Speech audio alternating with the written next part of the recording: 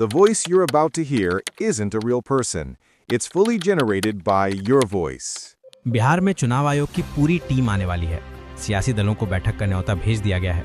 सत्ता पक्ष और विपक्ष दोनों को ही बुलाया गया है।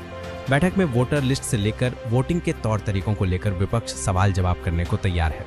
काउंटिंग के इंतजाम को लेकर भी सवाल होने हैं, क्योंकि महागठबंधन का दावा है कि 2020 में ही उसकी सरकार बन जाती है अगर नतीजों में हेरफेर नहीं होता।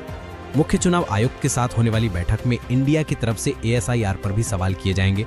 वोटिंग लिस्ट में जो धांधलियां सामने आ रही हैं उसके जवाब भी मांगे जाएंगे। 4 और 5 अक्टूबर तक चुनाव आयोग की टीम बिहार के दौरे पर रहेगी और यहां से लौटकर 6 अक्टूबर को बिहार में चुनाव की तारीखों का ऐलान कर सकती है। ऐसे में NDA सरकार आखिरी दांव खेलने में जुटा हुआ है। जब चुनाव आयोग के अधिकारी पटना में बैठक कर रहे होंगे तब नरेंद्र मोदी युवाओं के साथ संवाद करते हुए बिहार के लिए कई योजनाओं का ऐलान करेंगे। तो नीतीश कुमार ने 25,000 महिलाओं के अकाउंट में 10-10 हजार रुपए यानी 2,500 करोड़ रुपए डाल दिए हैं। महिलाओं से ये भी कहा है कि चुनाव में ध्यान रखिएगा। नीतीश ने कहा, चुनाव आ रहा है, आप लोग ध्यान दीजिएगा। केंद्र के सहयोग से खूब काम हो रहा है। आज 25 लाख महिलाओं को 10,000 रुपए दिए गए हैं और इस योजना का फायदा राज्य के हर एक परिवार को दिया जाएगा।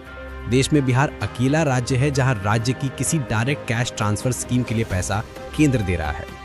नीतीश ने यह भी ऐलान कर दिया है कि 6 अक्टूबर को बची हुई महिलाओं के अकाउंट में 10-10 हजार रुपए डाला जाएगा। लेकिन सवाल ये उठ रहे हैं कि 6 अक्टूबर को तो चुनाव का ऐलान होने की पूरी संभावना है, तो क्या चुनाव आचार संहिता के दौरान भी NDA की सरकार महिलाओं को कैश बांटती रहेगी? विपक्ष की तरफ से इस योजना को रिश्वत करार दिया जा रहा है और चुनाव का ऐलान कभी भी हो सकता है। ऐसे में इस पर रोक लगाने की मांग की है।